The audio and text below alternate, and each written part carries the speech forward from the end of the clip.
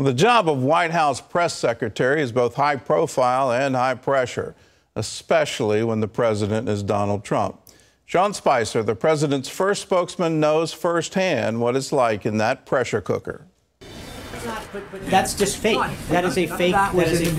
Although Sean Spicer worked as a political insider and campaign strategist for nearly 20 years, he didn't become a household name until becoming President Trump's press secretary in December 2016. In front of the bright lights and cameras of the briefing room, his comments frequently took over the news cycle and also generated parodies on late-night television. Behind the scenes, Spicer battled leaks coming from inside the White House, which angered and frustrated both him and his boss. After just 8 months on the job, Spicer resigned as the administration struggled to get its message back on track. Spicer writes about his baptism by fire and provides readers an inside look at those early months of the Trump White House in his new book, The Briefing: Politics, the Press, and the President. Former White House press secretary Sean Spicer joins us now from Washington. Welcome to the 700 Club. Good morning. It's great to be back. I've got to ask you this, in light of what's happened in the past week, are you glad you're out? I am. As I've told many people before, it was a true honor and a privilege to serve this country, this president. I'm glad I did it. I'm glad I've had that unbelievable honor and lived through those experiences. But I enjoy spending more time with my family, and I think I'm a lot more relaxed than I was during that time, and it's great to pass the torch and watch Sarah do it. Well, give us your insider view of the events of the last week. We have Democrats, including Democrats in the intelligence community, say that the president was committing an act of treason. What's your take on that? Look, this president's results-oriented. He's out there fighting for the American people as he does on so many fronts. He's unconventional. He's not traditional. He's results-oriented. And he went out. He had that meeting because he believes that there are areas in our national and economic security realm that align with Russia in terms of our interests.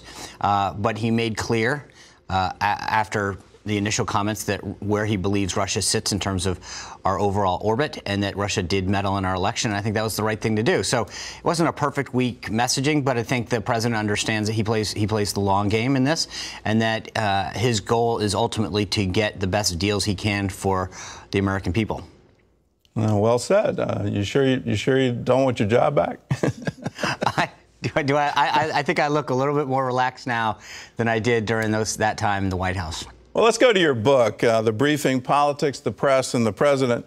And here's a quote from you, the reason why you resigned. Mr. President, the press secretary is supposed to tell the president's story. But from my first day on the job, I have become the story. How did that happen to you? How did you become the story? For a lot of reasons. I mean, I think I don't know how much you want to relitigate the first day, but there was a very contentious and cantankerous relationship with the press corps. There was countless memes and that I recount in the book, and part of the reason I wanted to write this is to, as a spokesperson, as I said in that quote to the president, you're not supposed to be the story. And time again, whether it was some kind of meme or some kind of accusation about something I was doing or not doing, or a complaint that a staffer had from anonymous sources, I kept being about me and not the president, not the president's agenda. And I didn't think that was a good place to be. I've spent 30 years, 25 years crafting strategies and tactics to drive effective messages. And here I was having to kind of defend myself on a daily basis.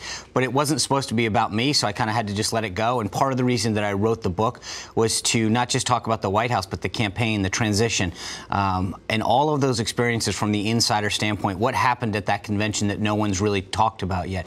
How did Donald Trump and the RNC work together in a way that was truly historic? And all of those things are in the book, and we have numbers and talk about what our data showed at particular times. And it's sort of a real insider's view of that arc, right? And I'm probably the only one so far that has all of that, the campaign, the transition, in the White House.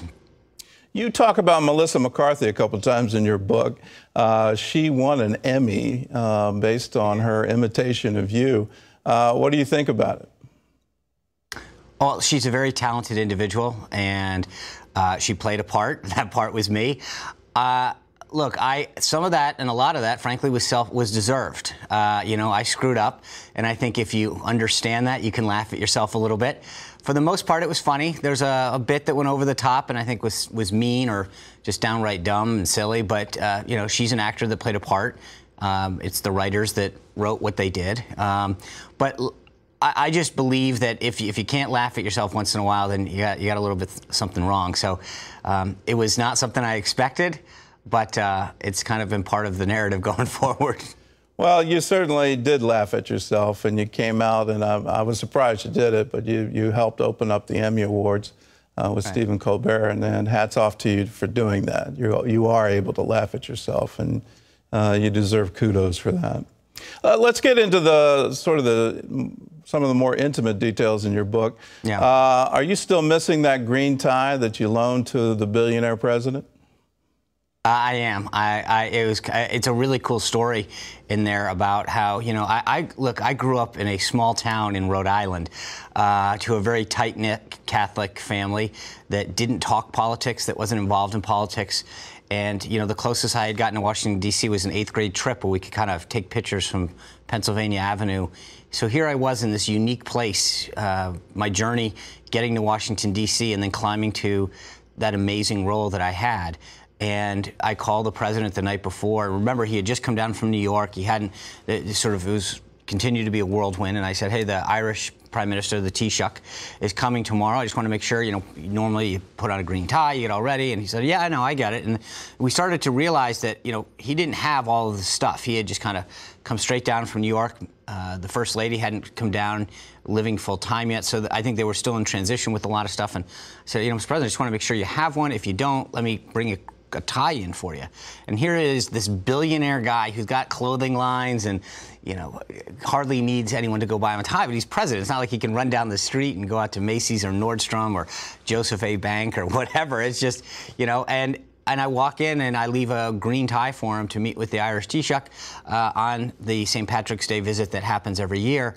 And it was just sort of an awe shucks moment where you're staring up saying, I can't believe I'm here. And this kid from Rhode Island, from a working-class Irish Catholic family, is handing the President of the United States a tie to wear. It was surreal. Well, we need to get you that tie back. No, I'm glad. Look, I'm good. You're good? You don't want it back? I'm good. I'm good. I'm good. I think it's pretty cool. All right. You talk about faith in your book, and Yeah. I think one of the details that you had a copy of Jesus Calling at your desk. Yeah. How did faith see you through on a daily basis? It was what kept me centered and focused. I talk about that and I'm a fairly private person when it comes to my faith, but I think there were enough accusations and questions about what I believed and people describing it, so I took an opportunity in the book to walk through what it means to me and how it plays a role in my life. And every day before I got in the briefing, I would stop and read a passage and say a prayer and make sure that you know, I was centered and that I kept reminding myself what the focus was and why I was there and the greater purpose that I was supposed to be serving. And frankly, also just to give thanks and say, I can't believe you've given me this opportunity. Please help me do the best I can and share it with others.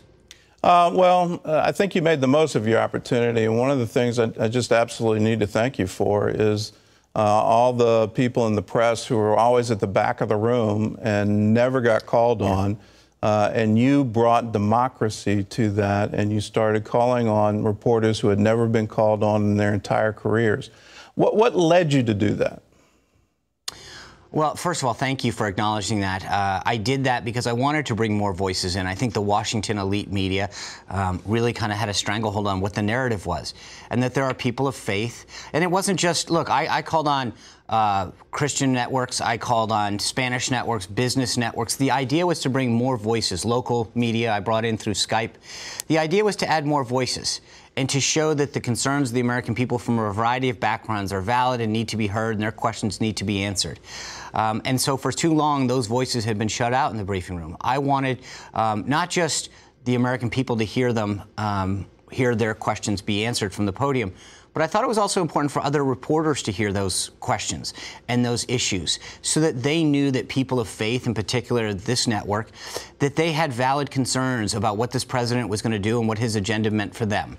And so, to me, it was an important part of opening up the dialogue, of showing the American people that there's more than just a pack mentality of a handful of reporters that guide the way and everyone needs to follow. There are true issues, especially issues for people of faith, that need to be addressed, that need to understand how the president's policies will affect them. And I wanted it to be something that I championed, and I was so glad to do that. Well, as part of the back of the room, thank you for that. Appreciate it. For you personally, when did you first realize the press pool had turned into the Shark Tank? I think it was within about a minute of that first day. But this was not, I mean, we had spent, you know, a campaign and a transition where it was rather aggressive and hostile. I thought we might have a little bit of a reprieve and a honeymoon, but look, I talk about this very extensively in the book, that first day on the inauguration, we came out swinging because we felt we were under attack. That Friday after the president got sworn in, the immediate press report that came out was that the president had falsely removed the bust of Martin Luther King, which was frankly racially inflammatory. And we started this immediate adversarial relationship right off the bat with them making accusations about the president's motives, and I think it kept going from there. Well, the book is called The Briefing: Politics, the Press, and the President. And it's available wherever books are sold, and it's an intimate account, and it's a personal account of what Sean went through. So, Sean, thank you for the book, and thanks for being with us. Thank you, and I really appreciate the opportunity to talk about all the areas of faith that are in this book and what it meant to me, and hopefully others that take the opportunity to read the book might find a similar experience in their lives, in their professions. It's more and more difficult these days to talk about this, to talk about our faith and talk about it in the current culture that we exist in. And so thank you for everything you guys do to give a platform to this and to allow people to talk about what their faith means to them and how we can practice it in today's culture. Thank you, Sean. Appreciate it.